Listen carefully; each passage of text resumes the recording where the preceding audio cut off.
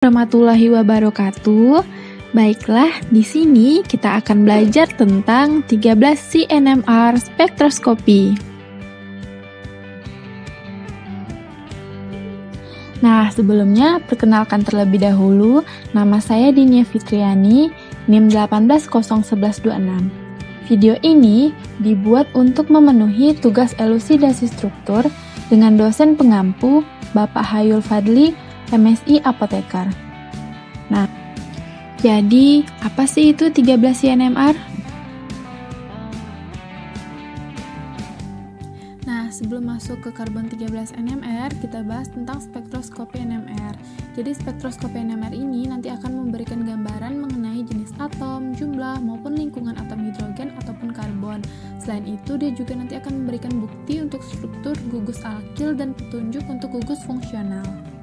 Nah, spektroskopi karbon 13 atau 13 CNMR ini merupakan instrumen penting untuk elusidasi struktur kimia dalam bidang kimia organik.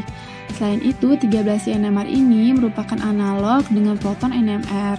Nah, spektroskopi 13 CNMR ini nanti akan menghasilkan informasi struktur mengenai karbon dalam spektroskopi 1H NMR, kita menggunakan isotop hidrogen alamiahnya itu 1H, kelimpahannya 99,985%.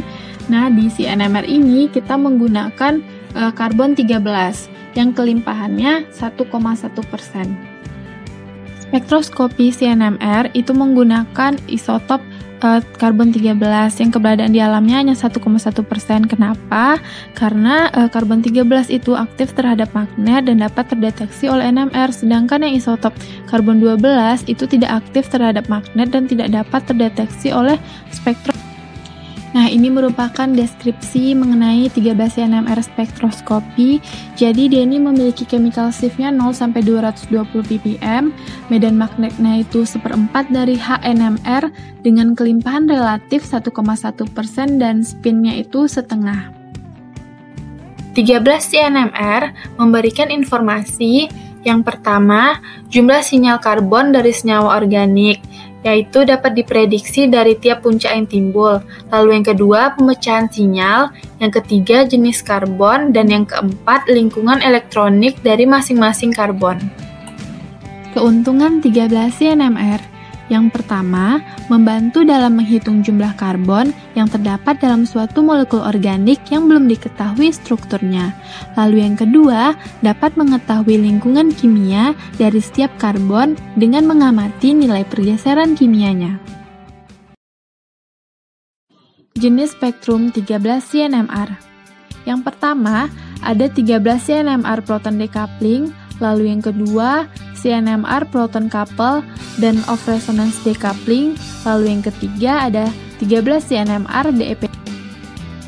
Pada spektrum CNMR proton decouple menghasilkan spektrum di mana semua sinyal karbonnya itu adalah singlet.